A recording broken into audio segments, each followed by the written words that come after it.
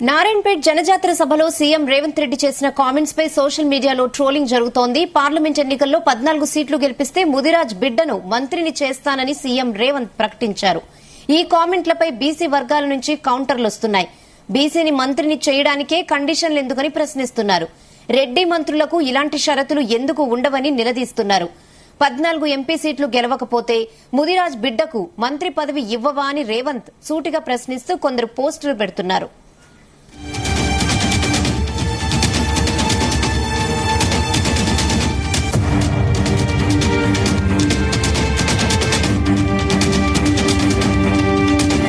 మెదక్లో నీలం ముదిరాజును గెలిపించండి, మహబూబ్నగర్ లో వంశీ చంద్రెడ్డిని గెలిపించండి, తెలంగాణలో 14 సీట్లు ఇవ్వండి.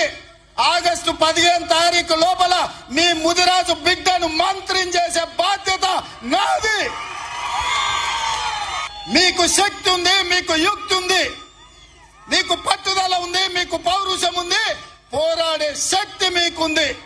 ఇదంతా సంఘటితమై మీరందరూ ఏకమై తెలంగాణ గడ్డ మీద కాంగ్రెస్ కు 14 సీట్లు ఇవ్వండి.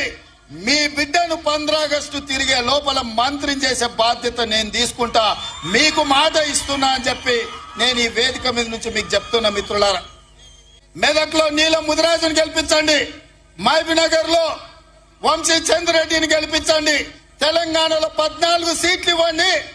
ఆగస్టు 15 తారీఖు లోపల మీ ముదిరాజు బిడ్డను మంత్రిని చేసే బాధ్యత నాది.